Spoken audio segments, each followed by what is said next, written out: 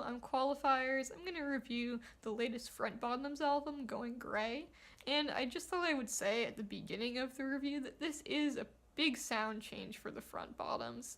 They went from being an anthemic rock pop group, which were a little bit lo-fi, had some super meaty guitar riffs, sing-along choruses, to being basically a straight pop band tinged with EDM. Pretty much all the rough edges of the guitars have been sanded off and blended into sweet, slick grooves. I can already tell that the band is probably gonna have to field a lot of accusations that they've sold out, and I don't really think that's fair. I think they're trying out a new style, and I think in many ways the slickness and the polishedness of the instrumentation on this album still retains a little bit of that quirky Fred Bottom spirit, especially when it's paired with stream of consciousness lyrics and kind of meandering melodies that the Front Bottoms have always been known for. I'm also not really sure that the style they had on albums like Back on Top, the more bombastic, more rock-influenced style, would work very well on an album like Going Grey. Back on Top and Talon of the Hawk were both very youthful albums. They dealt with the really dramatic highs and low lows of being young when you feel infatuated and you get your heart broken. These songs are less directly happy or sad than they are about living with lingering sense of loneliness or dissatisfaction or alienation, despite the fact that you might feel content most of the time, you might be settled down, you might be in a long-term relationship. And that makes these songs a lot less immediate and visceral, and a lot more subtle than what they've done in the past, which makes this album a lot more cryptic and a lot more interesting, lyrically and conceptually at least, than even a lot of the songs off of their latest album, Back on Top. In some ways, a song like Vacationtown, which is one of the most polished, most instrumentally diverse songs on this album, has more in common with a song like Father or Mountain or one of the more cryptic songs off of their first lo-fi record than it does with the more anthemic songs off of Back and Top. The song starts out with an instrumental that's very polished, but also feels very intimate and kind of quirky.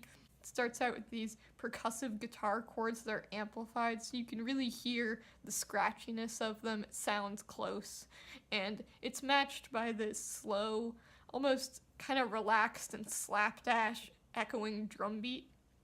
And over this instrumental, the lead singer is kind of musing in a stream of consciousness way about how he misses this person, he misses the things they used to do together, he misses like the little things in their life, like the outdoor shower. But instead of this being some kind of romantic, maybe slightly silly, very honest or genuine declaration of, oh, I love you, I miss you, there's a lot of unspoken regret in this song. It seems like the speaker can't really openly admit to how much he needs this person, and even though he is owning up to some of it in this song, it doesn't really matter because it's not this big declaration of love. He's doing something else, he's with other people. As he says, it doesn't matter, no one's around, I'm off season, Vacationtown. And I love how at the word Vacationtown there's a big swell of instrumentation, a whooshing sound effect, cymbals come in, and this horn just comes over everything and blares out this kind of sleazy melody, and it feels almost like a parody of that fun beach music, except instead of soundtracking like a party, it's soundtracking someone's denial and regret. I also love how kind of amateurish the chorus sounds. It kind of seems like the Front Bottoms just piled a bunch of instrumentation on top of each other and blended it together into a nice sounding mess and said, here, this is the best we can do. And it actually sounds pretty good, and I think that they spent more time on it than that, but the fact that they could really translate the kind of amateurish, slapdash, this was made in a basement kind of energy of their earlier work into this glitzier, more polished, higher production value environment, I think is really impressive. This still sounds, in some ways, it still has the energy of an old front bottom song, that stream of consciousness. I just made this to talk out and think out my problems kind of energy. Raining is another track where I think that a lot of the bells and whistles and high production value nods to pop and EDM are kind of being used ironically, or used to point out the juxtaposition between the content and the instrumentation, is kind of making fun of people who think that he is just going to come out of the hospital, unclear what he's there for, and just feel amazing, feel healed, get right back on track. He says sarcastically, I feel absolute fantastic. The really pretty strange singles choice, because I think it's one of the most cryptic songs on the album. Like, it's pretty clear that the narrator is angry and being kind of sarcastic and doesn't actually feel good. But it's unclear what he actually feels. When he asks, "How do you think I felt?"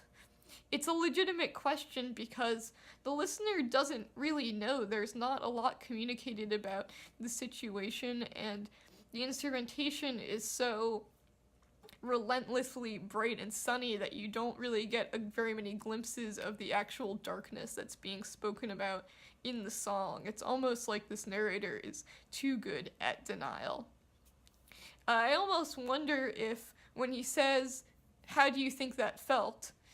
If he's really legitimately posing the question because he doesn't quite know how to express his feelings. I think I might like this song more in concept than in practice, because the little mm-hms and snaps and whoops really do make this song sound legitimately, and not really quite ironically, like an advertisement. And I wish that the lyrics and instrumentation gave us a little bit more of a hint of that darkness that underlies the song, underlies the content. I feel like I'm not getting enough out of it as it is. While I do think that this album works at times, I was not feeling good, and I do think that there are a lot of underlying problems. And I think most of them come from the front bottoms not being totally confident with the EDM and the pop genres that they're dabbling in. It shows when they write hooks and when they're arranging their instrumentation, and especially on the production side of things. There are a lot of songs where the lead singer's voice just kind of sits on top of the instrumental, and it's really close to the front of the mix, and how loud it is and how separate it is from the instrumentation makes it almost seem like these things were recorded in totally separate rooms. And it can be very distracting, especially when the instrumentation doesn't completely support the melody that's being sung on the chorus, like in the song Trampoline. I love the bouncy riff of this song, and I love the energy of it, but when it gets to the chorus, there's a little piano melody tinkling along in the background, which does not really feel well blended in with. It doesn't feel like it supports the melody that the singer is actually singing. I actually think that the choruses on this album are probably the album's biggest weakness, because the front bottoms have always been an anthemic band. You want to sing along to the choruses, you want the choruses to get stuck in your head, but the most catchy parts of these songs, in my opinion, are the verses and the pre-choruses. That's where you have really interesting, really sticky melodies. On the choruses, a lot of the time you just get a 1 or 2 word hook, and in order to make that hook stick, you get a surge of nice, sweet, slick instrumentation, a rush of sound. And I understand that that does work a lot of the time in EDM, but these songs lack sort of the more interesting instrumentation or the more immediate and visceral instrumentation to really make those hooks stick in your brain. Instead, what you get is just the guitars and the pianos often doing the same thing they were doing, but just a little bit more intense, a little bit faster, maybe a little bit sweeter. Like on the song Ocean, where this song gets off to a great start. It has a really propulsive groove, it has interesting lyrics, but on the chorus, instead of getting something that you can sing along to, you just get the phrase, I'm scared to be living by the ocean, and the word ocean, the guitars just come in a little bit more propulsive, a little bit faster, a little bit sweeter. But you never get any kind of sticky melody to dig your teeth into on this song. There are other highlights on this album. I think that the song Grand Finale might be the best composed song here, with the tightest instrumental. It seems like the front bottoms had enough confidence in the energy and in the groove of this song that they let the instrumentation breathe a little bit more. They didn't feel the need to pile up the guitar sounds and the synths and the filters and the bells like they do in a lot of these other songs to try and create momentum. Instead, there's this really intricate drum pattern that anchors the song with these perfectly timed bells, and the lead singer's voice feels really well ingrained into the instrumental here. It almost feels at times like he's being surrounded or consumed by these drums. The song manages to sound really spacious and really lonely and resigned. I also really like the song Everyone But You, which I think is the closest that the front bottoms come to crafting a really effective, exciting, bombastic, conventional pop song. The guitars are a little bit meatier here, and the instrumentation builds really well into this explosive chorus. And I think that the lyrics here are some of the most bittersweet, most direct, and most piercing on the album. I love it when they say, it doesn't get worse, it doesn't get better, you just get old, it lasts forever, can't get happy, can't get sad, it's hard to do. It encapsulates this idea on this album of needing to work with these problems day by day and needing to work to make things gradually better to get yourself in a state where you really are contented and happy with your life, and how when you are grown up you might not experience the high highs and the low lows of your youth, but you experience different problems. Overall, this album was a mixed bag. I really enjoyed some tracks, didn't really enjoy others.